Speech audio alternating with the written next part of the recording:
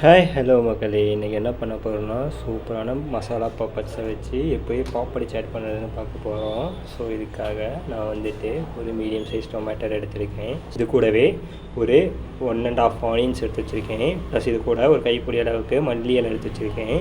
Plus இது கூடவே ஒரு 2 ஸ்பூன் அளவுக்கு கேர்டு எடுத்து அது கூட சுகர் மிக்ஸ் பண்ணி ஸ்வீட் கேர்டு ஆக்கி வச்சுருக்கேன். ஸோ இதுக்கு மசாலாக்காக ஒரு ஸ்பூன் அளவுக்கு மிளகாய்த்தூள் வச்சுருக்கேன். ப்ளஸ் ஒரு ஸ்பூன் அளவுக்கு சாட் மசாலா வச்சுருக்கேன். ப்ளஸ் இது கூடவே 2 கேரட் வந்துட்டு ஸ்கின்னை ரிமூவ் பண்ணி வச்சுருக்கேன். ப்ளஸ் 2 பச்சை மிளகா வச்சுருக்கேன். ஸோ எப்படி செய்யுது, எந்த மாதிரி செய்யுறதை பார்ப்போம் வாங்க. ஸோ ஃபஸ்ட்டு இதுக்கு நம்ம எடுத்து வச்சுருக்க நம்மளோட வெங்காயத்தை இந்த மாதிரி சென்டர் ஸ்டம்ப்ஸை வந்துட்டு கட் பண்ணி ரிமூவ் பண்ணிக்கணும். இதை கட் பண்ணி ரிமூவ் பண்ணிட்டு இதை ஃபைனாக சாப் பண்ணிக்க வேண்டியதான். ஸோ இந்த மாதிரி ஃபஸ்ட்டு 2 பக்கமும் லைன் போட்டு விட்டுட்டு ஸோ திருப்பி இந்த மாதிரி இந்த பக்கம் லைன் போட்டுட்டு இதை அப்படியே திருப்பி வச்சு அப்படியே ஸ்லைஸ் கட்டிங் பண்ணினாலே ஓகே, குட்டி குட்டியாக சாப் பண்ணிடுறோம். ஸோ இந்த மாதிரி நம்ம எடுத்து வச்சுருக்க நம்மளோட வெங்காயத்தை ஃபுல்லாக இந்த மாதிரி கட் பண்ணிப்போம். சேம் இந்த மாதிரி குட்டி குட்டியாக போட்டால் தான் உங்களுக்கு வந்துட்டு சாப்பிடும்போது சூப்பரான ஃபிட் கிடைக்கும். பெருசாக போட்டிங்கன்னா ஒரு மாதிரி சங்குன்னு இருக்கும், நல்லா இருக்காது. ஸோ முடிஞ்ச அளவுக்கு இந்த மாதிரி வெங்காயத்தை வந்துட்டு குட்டி குட்டியாக கட் பண்ணி போட்டு பாருங்கள். ஸோ அதேமாரி நிறைய பேர் வீடியோ பார்க்குறீங்க ஆனால் சப்ஸ்கிரைப் பண்ண மாட்டீங்க. ஸோ முடிஞ்சால் அப்படியே உங்களால் அந்த சப்ஸ்கிரைப் பட்டனை மட்டும் அப்படியே பண்ணிவிட்டிங்கன்னா எனக்கு அடுத்த வீடியோ போடுறதுக்கு யூஸ்ஃபுல்லாக இருக்கும். சப்ஸ்கிரைப் பண்ணாதீங்க, மறக்காமல் சப்ஸ்கிரைப் பண்ணுங்கள். ஸோ இந்த மாதிரி நம்ம எடுத்து வச்சுருக்க வெங்காயத்தை ஃபுல்லாக இந்த மாதிரி குட்டி குட்டியாக கட் பண்ணிக்க வேண்டியதான். ஸோ இதோட ஃபஸ்ட்டு ஸ்டெப்பு இதை ஃபைனாக சாப் பண்ணிக்க வேண்டியதான். நிறைய பேர் சேட்டில் வந்துட்டு ஸ்வீட் சட்னி யூஸ் பண்ணுவாங்க. ஸோ இட்ஸ் ஆப்ஷனல், நம்ம அதுவும் யூஸ் பண்ணலாம். அதுக்கு பதிலாக நான் சொன்ன மாதிரி ஸ்வீட் கேர்டு யூஸ் பண்ணலாம். ஸ்வீட் கேர்டு யூஸ் பண்ணாலே மேக்ஸிமம் ஸ்வீட்னஸ் வந்துடும். உங்களுக்கு ஸ்வீட் சட்னி தனியாக ரெடி பண்ணணும், வீட்டில் இருக்கிறவங்க பண்ணணுன்ற அவசியம் கிடையாது. அது போடாமையும் இதையே ஸ்கிப் பண்ணிவிட்டு இதையே யூஸ் பண்ணிக்கலாம், நல்லா தான் இருக்கும். ஸோ இப்போ எடுத்து வச்சுருக்க தக்காளியை என்ன பண்ண போகிறோன்னா கட் பண்ணிவிட்டு சென்டரை வந்துட்டு அப்படியே கட் பண்ணி ரிமூவ் பண்ணணும். லைக் இந்த மாதிரி கட் பண்ணிவிட்டு இதோட சென்ட்ரு பல்ப் வந்துட்டு நம்ம யூஸ் பண்ண போகிறது கிடையாது. ஸோ அதை கட் பண்ணி ஃபஸ்ட்டு ரிமூவ் பண்ணிடுங்க. இந்த மாதிரி கட் பண்ணி எடுத்துட வேண்டியதான், உள்ளே எதுவுமே இருக்கக்கூடாது. இதையும் இந்த மாதிரி கட் பண்ணிவிட்டு இந்த மாதிரி எல்லாத்தையும் கட் பண்ணி எடுத்துட வேண்டியதான்.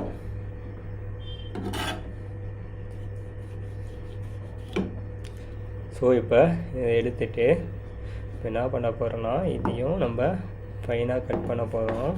ஸோ அதுக்காக இந்த மாதிரி ஒன்றுக்கு மேலே ஒன்று வச்சுட்டு இந்த மாதிரி ஃபஸ்ட்டு ஒரு மீடியம் சைஸ்லேயே கட்டிங் பண்ணிவிட்டு இதை அப்படியே நம்ம திருப்பிட்டு இதை அப்படியே குட்டி குட்டியாக சாப் பண்ணிக்கலாம்.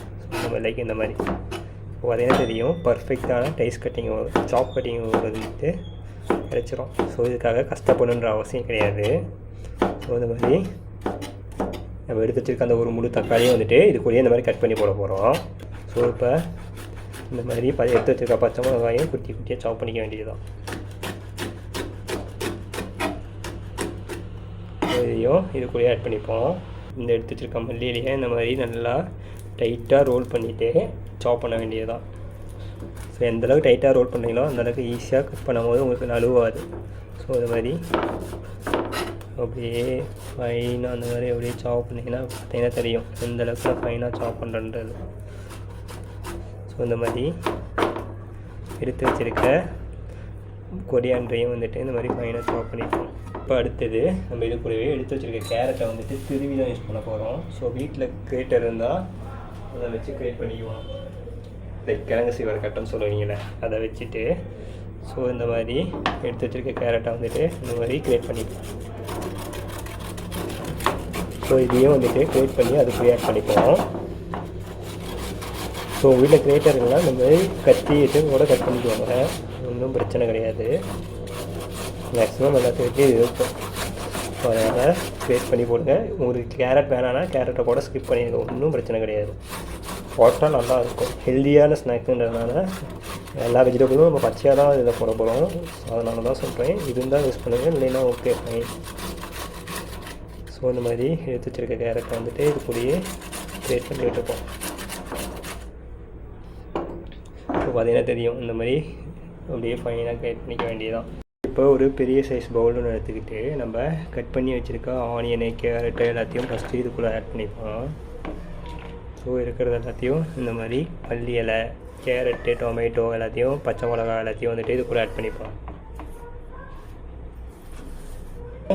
ஆட் பண்ணிவிட்டு நம்ம எடுத்து வச்சுருக்க ஸ்வீட் கேர்டை ஃபஸ்ட்டு வந்துட்டு இது கூட ஆட் பண்ணிக்கணும்.